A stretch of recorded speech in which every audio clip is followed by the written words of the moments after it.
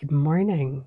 Welcome to day 9 of Tour de Fleece. I should really check this before I start recording, but I didn't.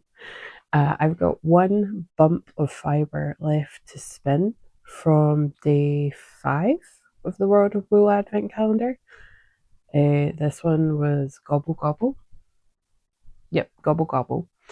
I actually really like this fibre. There are so many different shades or tones of brown in this, and then I'm questioning whether I do think the white fibre is white when I'm spinning it.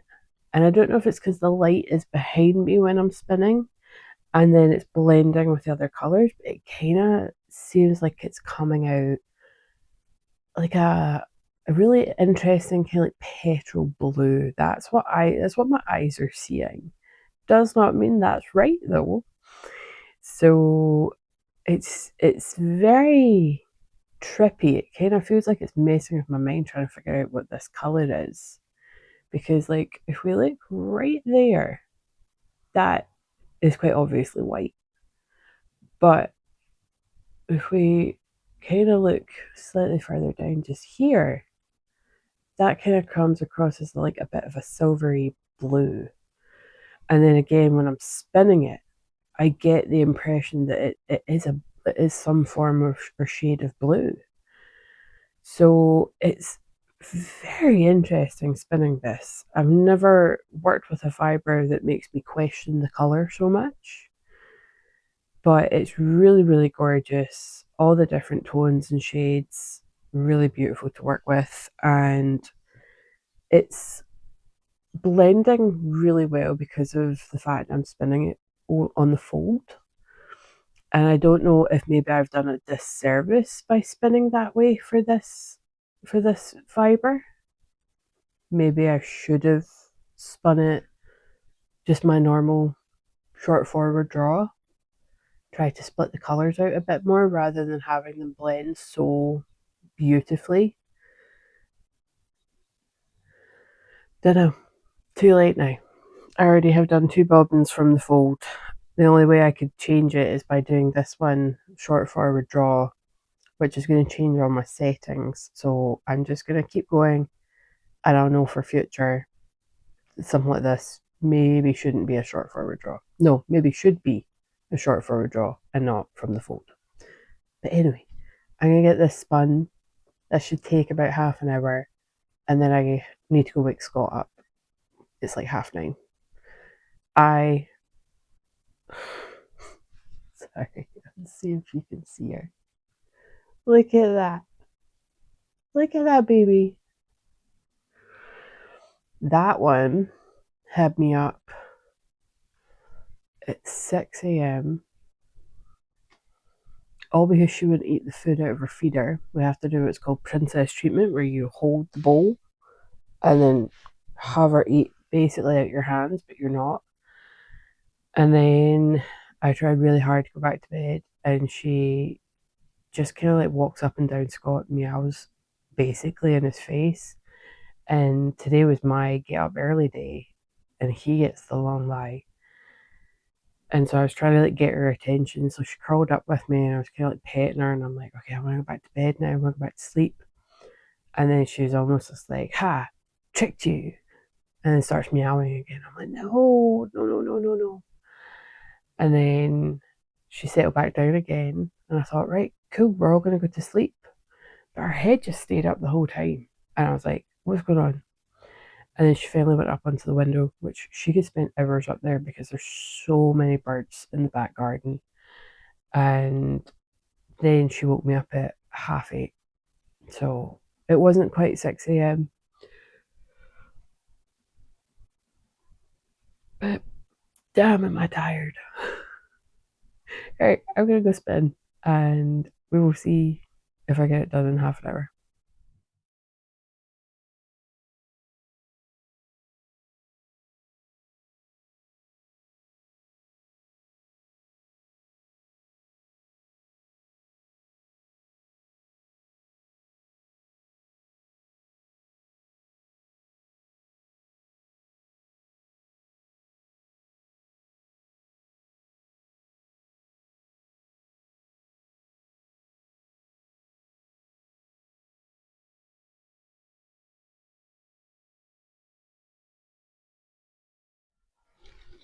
I promise I'm not going to make it a thing where I record the next day to finish out the day before.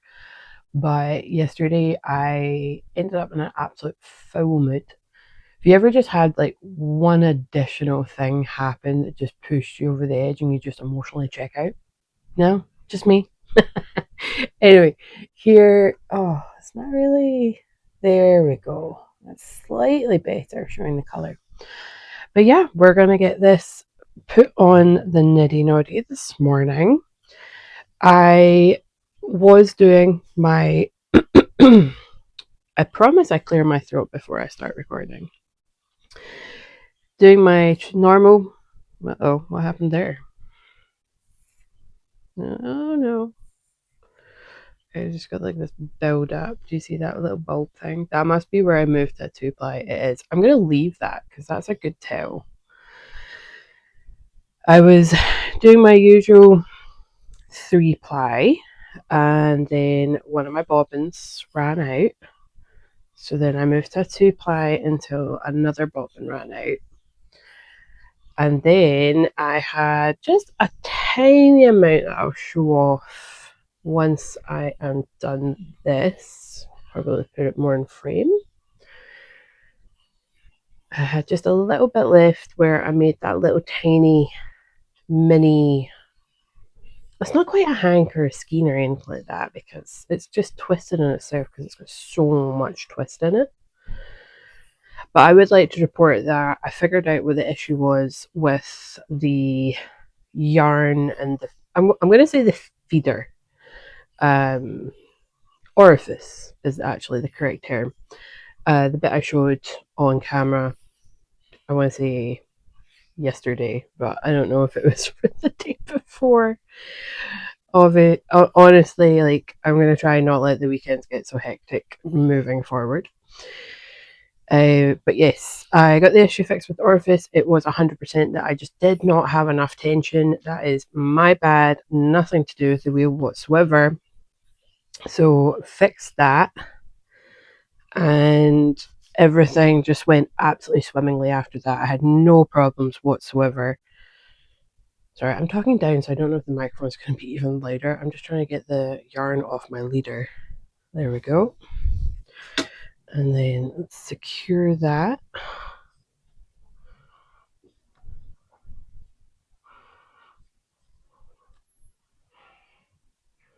I'm just securing my ends. Why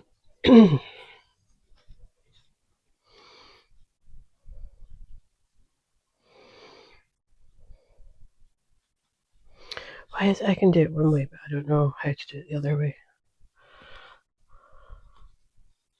So silly.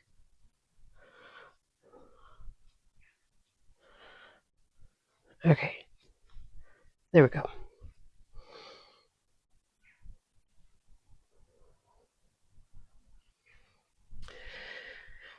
Overall, I'm really pleased with this yarn. It's such a subtle yarn, and I was really concerned how I'd spun it because I had done it on the fold, that I had basically ruined this yarn.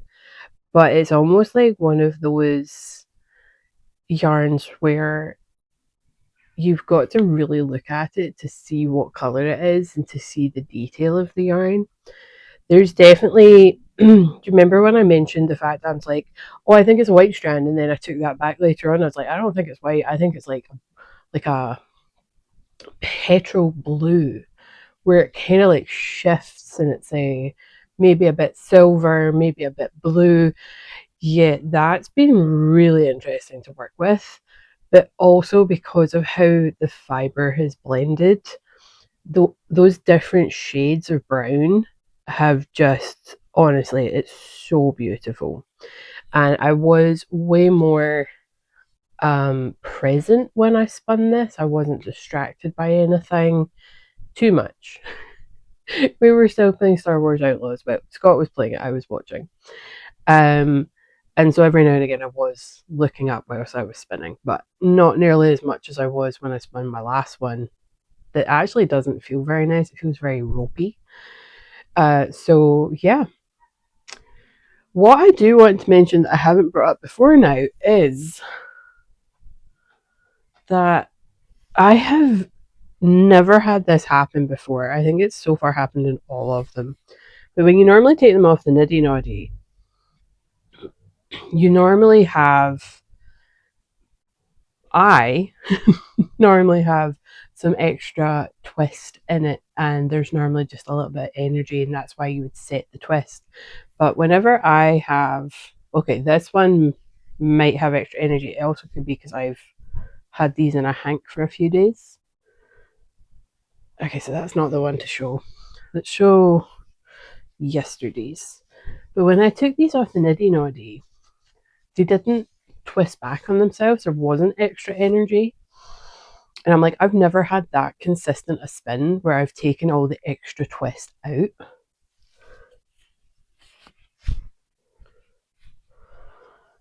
Let's try. Let's see if this one.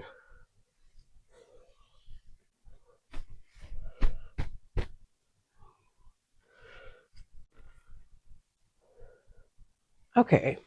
Maybe it's just when I took it off, because all of these are twisting now. Like, I swear to God, this one did not have a twist at the bottom, but look. So it's twisting now. But when I took that off the niddy noddy the other day, it sat completely straight. Oh, there goes one of my ties. That's not good.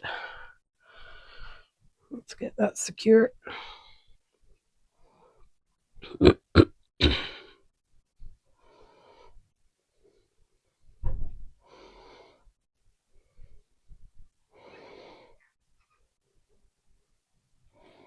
There we go. Anyway, I'm going to get these all out of their skeined up form and just have them all loose like this, and make sure my ties are okay. Do not want to get these all tangled up.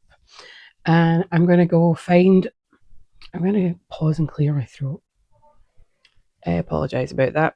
I have had the windows open trying to get whatever cool air in, and my hay fever is horrific right now.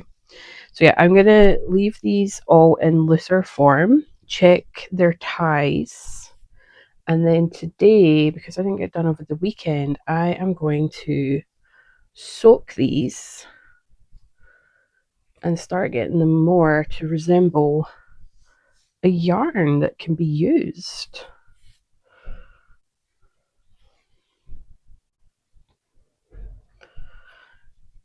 Also, it just kind of jumps the gun, and I don't have like however many I'm going to end up with down the line. See, that one's barely twisted. Did you see that? Like, just the slightest twist now on the bottom. Like, I always end up with too much twist. Always.